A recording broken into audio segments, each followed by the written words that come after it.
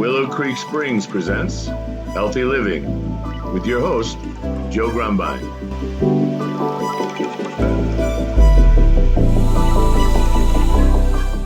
We are here with another episode of the Healthy Living Podcast, and I am Joe Grumbine. I'm the host of this show, and I'm here with two exciting and inspiring guests. We have Georgia and Lisa with us, and Georgia is on my right and Lisa's on my left. And this is an interesting set of guests because we have two people that are experts in their own right rather than people with medical degrees. And in the past, we've had a lot of degrees come on the show and speak from a point of professional expertise. Well, now we're going to get into a little bit of personal boots on the ground expertise. And Georgia here is 91 years on the planet and smiling and moving around and feeling good and looking great. And she's going to tell us some of her thoughts and ideas and wisdom of how to do that. But, you know, the thing that I think is most important or most inspiring is that she's not walking around with a bag of meds. You know, I'm 56 years old and I don't have a bag of meds. I haven't been on a pharmaceutical drug in a long time, and I plan on going the rest of my life if I can without it. And Georgia has found a way to do pretty much the same thing. And we're going to hear a little bit about her philosophy and some practices. And Lisa is battled a number of things, and depending on how many of them and which ones she wants to talk about, we'll learn more about Lisa. But, you know, one of the things with the human experience and the whole idea of healthy living is that we become experts through our trials and tribulations. Anybody who's ever gone through something that was difficult or harrowing or impossible and got to the other side of it, all of a sudden they become able to help other people go through that very same thing. And, you know, my wife is a widow, and she went through losing. Oh, sorry, I thought we had some in there. She went through the very difficult experience of losing a husband. Well, now since we've been together for 26 years now, and I have watched her help and heal and console and help to grieve a dozen people who've gone through that very same thing. Well, me, I haven't gone through that. I can't help anybody with that, but I can help people go through the things I've gone through. So this is one of the bits of healthy living, and what this podcast is all about is no matter who you are, no matter where you come from, if you're interested in living a healthy life, you probably have something to share and you probably have something to gain. So Georgia, I have known you off and on in some way or another for what, about 6, 7, 8, 9 years? So it's been a minute. When did we first come in contact? It would have been through me about November of 2013. All right. After Coming up on 9 years, we've known each other. Absolutely. And back then, you were in the youthful 80s, and I think you were working at some grocery place or another, and you were still working away, doing your thing. And I always thought that was interesting, because a lot of folks, when they get, you know, some people retire at 65 years old and they just stop working, and some of them end up croaking after 6 months of not working, and some people just keep on going. And I thought, you know, this one's onto something, because for whatever reason you found enough value in working to keep doing it. So tell me, why don't you introduce yourself and tell me a little bit about what brings you here? Hi, I'm Georgia, and I'm the old lady in the group. But, oh, Joe, by the way, one of the reasons I kept on working, because I love people. Contact daily with lots of people. And prior to that, 45 years in the restaurant business. all I did was talk to people all day long and make money.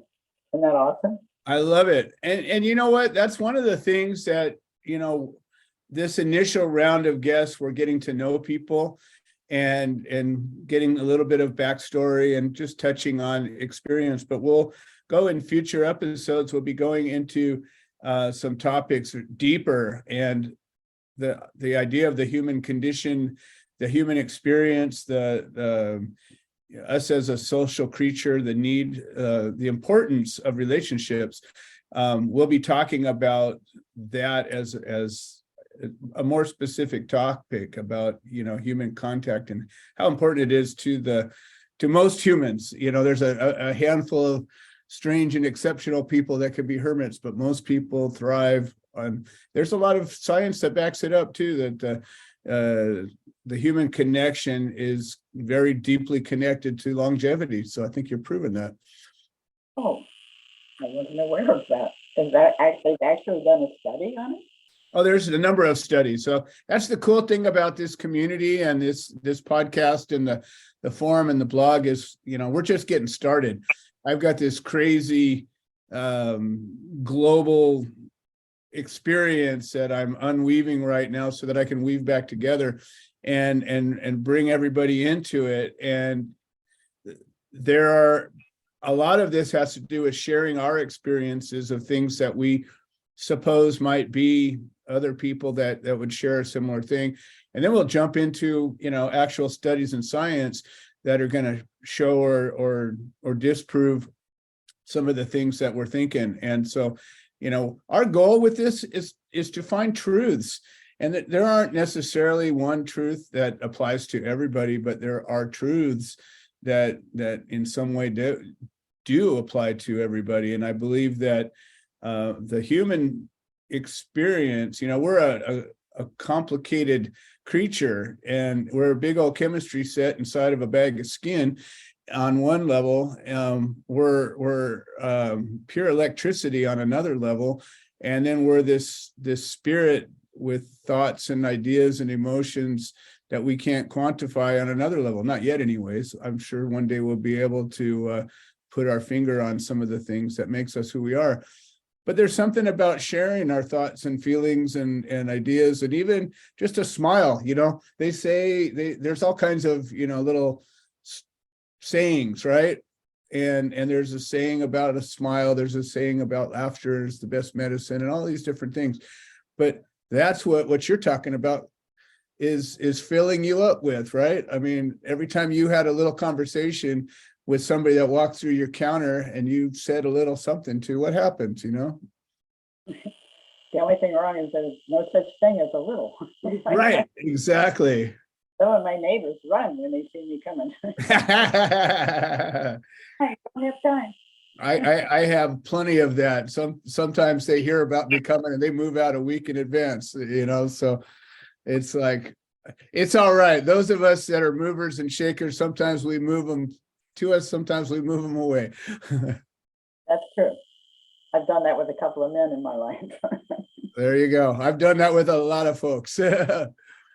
So anyways, you're shining a light on your enjoyment of spending time with people. What do you think that has to do? I mean, there's an element of purpose that is really important. Like what I've found in my studying about people that are living a long time and people that croak early, you say to yourself, well, my dad died at 70, and he was a surgeon. He was a medical professional for many, many years. He knew all kinds of facts and knew all about health. And he died of so many causes that were preventable. But in my opinion, he lived this really stressful life, and he had some things that just stressed him. And I'm confident that those are the things that cut him off early. What are your thoughts about these interactions and what they do to stress? I know I would be in deep trouble if I did not have people to talk to. So when you're stuck without anybody around, what do you do? turn on, I have to have the TV set on, Okay. and I might not even be sitting and watching it. I might Uh-huh. be back and forth through the Uh-huh. room, but there's always people there. Got it. Just something yapping in your ear. See the energy. Got it. Okay. So, yeah, if I had to be in a place where some of these places where they put older people and had nobody to just jibber jabber with, just to talk about nothing and everything Right. and laugh, have fun, I don't think I would last 2 years. Yeah. Yeah. I think that's, it's sad because our population is getting older every year in the United States, especially, and in a number of other countries. And we're not replacing our youth as fast as our elderly are getting old. And so they're projecting that, in the next 5 or 8 or 10 years that our, the aging population is increasing by so much for a while. And the way that we have long-term care and convalescent homes and hospitals, there's some good ones. I know of some good ones, but they're really expensive and they're designed to consume an individual's life savings as quick as can. And many of them are just nothing but, I don't know, like a prison almost, where there's just nothing. You got your bed, you got your basic 3 meals a day and your meds and not much else, probably a TV and a couple of, and maybe a community room. But I mean, I've been to plenty of these places and you're just like, oh no. And the staff is always rotating, you don't have a lot of staff in these kind of places that stay for a long time. So you got all these new people and, we just don't have a system that's designed for the community experience. In years past, and I think it's starting to get back to this again, just because of economics, but there used to be generational families where there was 4 generations living under the same house. And, you'd have, the matriarch and the patriarch, grandma, great grandma, wherever they fit into it. And, the children and their kids. So you'd have 3, and then sometimes you'd even go another step, all living under the same home. And sometimes there's a guest house or a little granny flat or whatever. But, there was these little communities of family living. And you think, the old world or whatnot. But I think there's more of that starting to happen now just because of the cost of housing. Absolutely. Yep. So you came over the other day and we talked and you were telling me that you are not saddled with this kit of pills, these meds, these pharmaceutical drugs that everybody's on. And it seems like I'm 56 and I went, I have a sleep apnea issue. So I've gone to the doctor. The only reason I've gone to the doctor in a long time, and I have a chronic lung condition that every once in a while I'll check up on because I was born with it and it is what it is. But first thing I go in there, they're like, have you had your shots? Have you had your this? Have you had your that?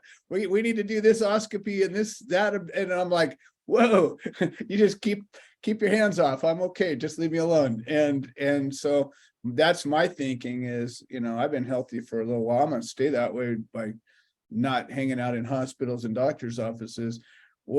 How have you managed to keep away from all of these drugs that are prescribed to almost everybody?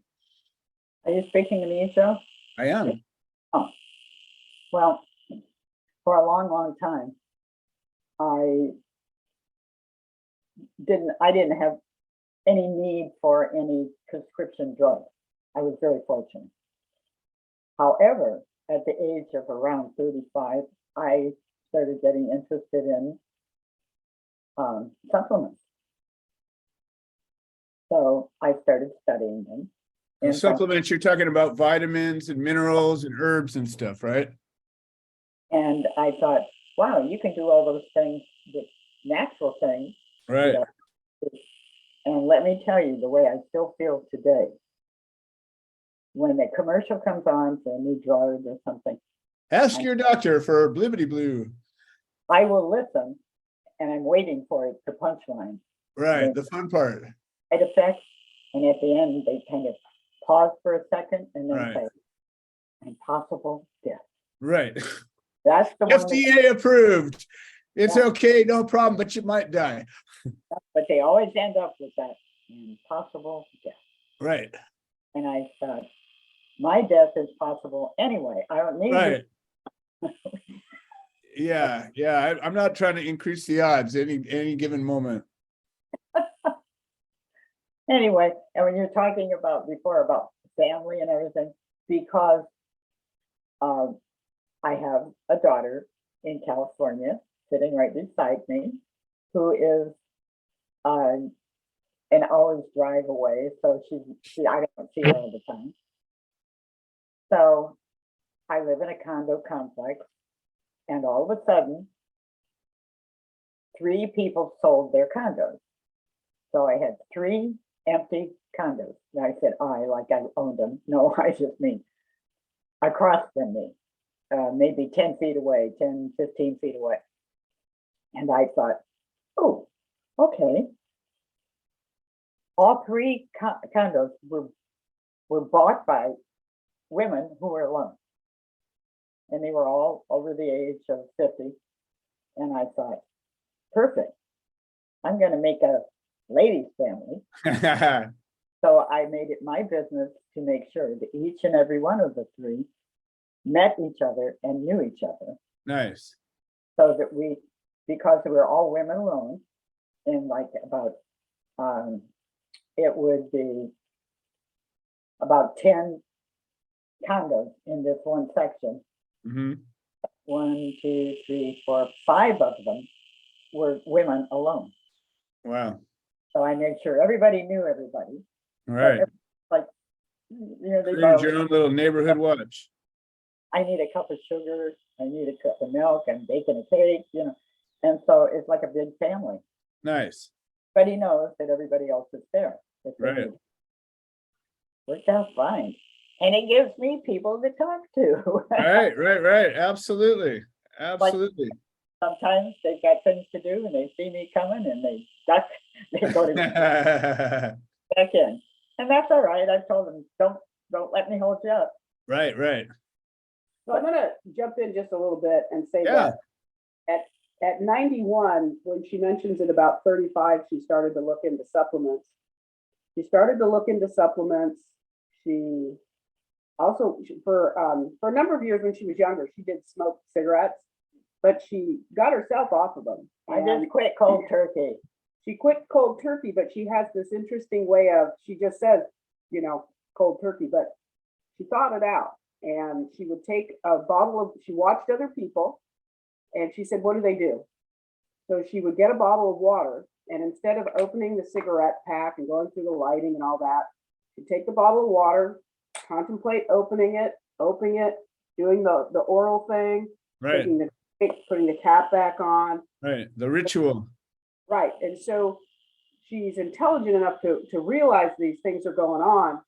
And literally at 91, other than occasionally taking a very, like the smallest dose that you can of a blood pressure medication, usually brought on by an argument with said daughter that. So yeah, so there's that. But I mean, 2 women occasionally will butt heads. Maybe once or twice a month that happens. Yeah, there you go. She uses supplementation for that. So she does a lot of things, and there's so much. She has a lazy Susan on top of her microwave, and she has this rotating thing of these supplements, and she knows when to take what, and then sometimes there's a drawer underneath it. And one of the things that she panics about is, because she does use CBD, and she uses a lot of CBD, and it's great for the high blood pressure.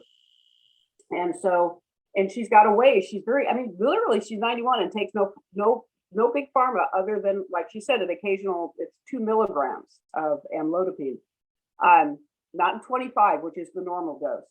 And she watches her 2.5. or 2.5. So she watches the veins on her hands, or like if I really anger her, the truth, that's what happens.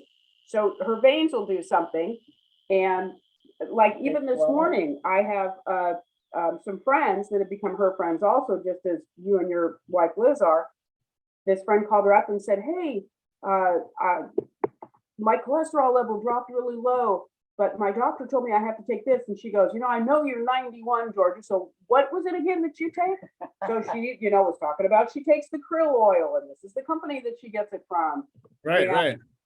That's how she does it. I mean, she researches stuff, she tries it, she does something. Well, that people. exemplifies what this show is all about. I believe that we all have a medicine chest in our garden, in our food, and learning about certain vitamins, minerals, and herbs that we can put together as needed. And I believe that all the answers are really at our fingertips in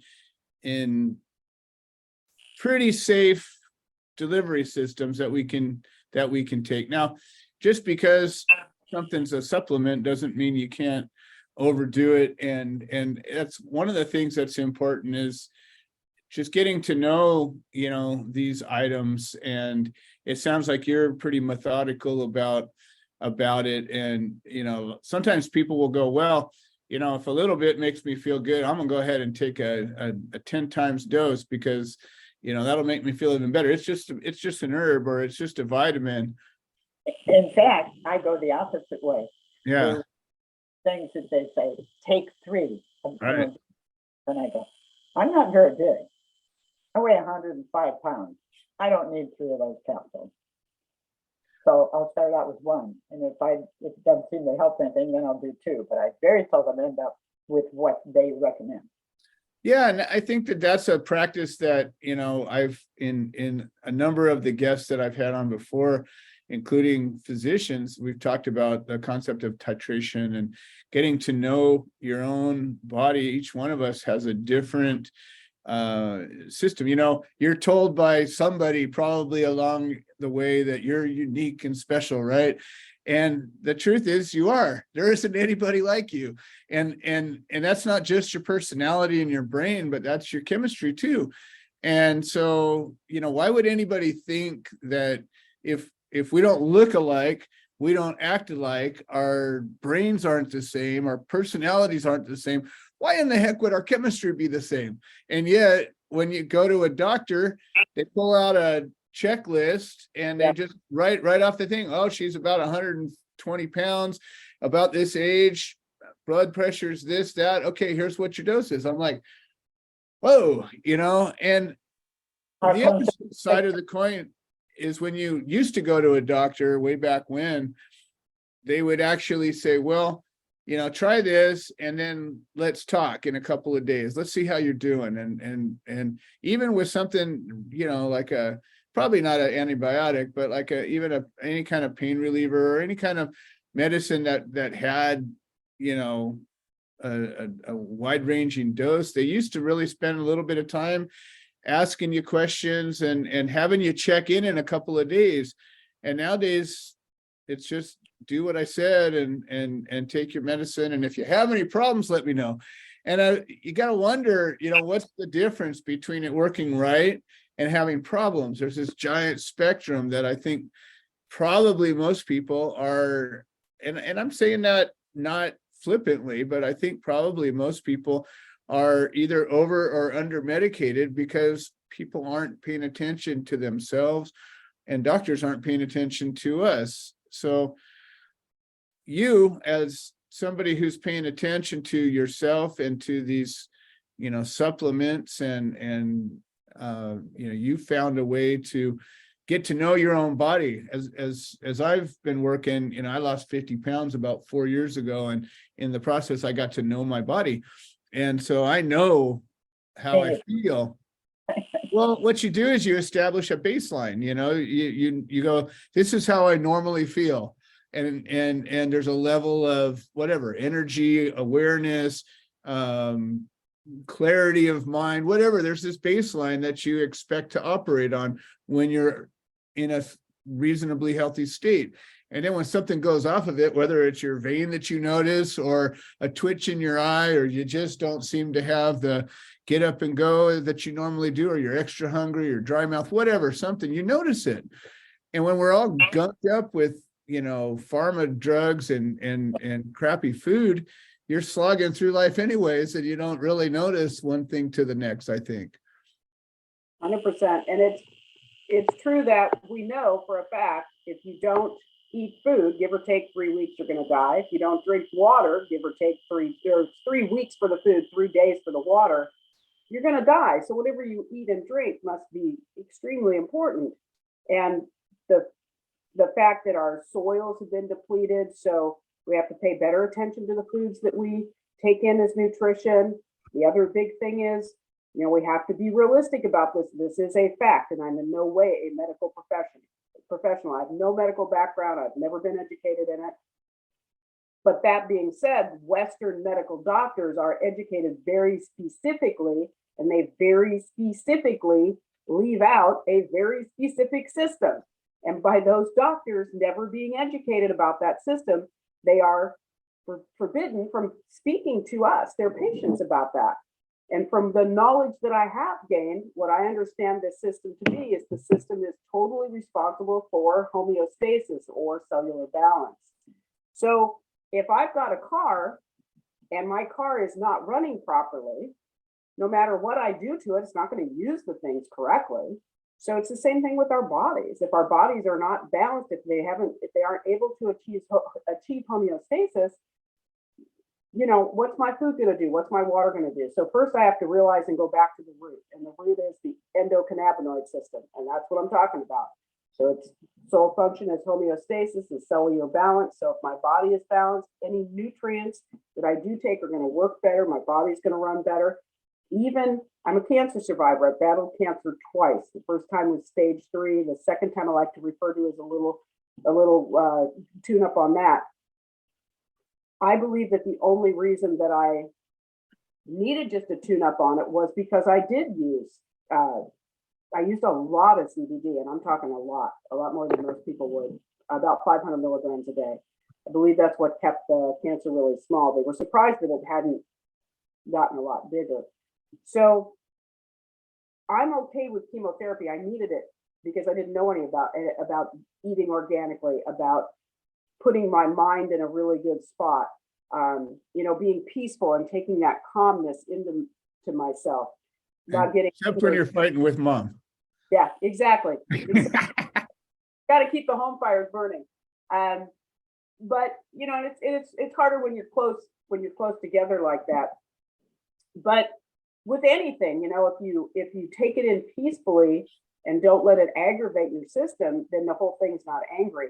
So it's been a long process. I was initially diagnosed in December of 2012, and then I went through chemo, a drastic surgery, and radiation, and it was in November of 2013 when I actually met you and Liz, because you helped me understand about the CBD. And I really started to look at my whole life differently, and I looked at what my thoughts were, how I presented myself, how I took in the knowledge from other people. And my mom was way ahead of me. So she was into the supplements. She had told me at one time I was very, very heavy, and I drank a lot of soft drinks with sugar. I used to, on my way home from work, I'd get a 6-pack of Sprite, and I would have one of them. I would pop it open on the way to the car. And then by the time I drove the 35 miles down the highway from Bullhead to Mojave Valley, I would drink 2 more, and then I'd sit on the couch. I'd pop another one. So now I'm like 4 into this,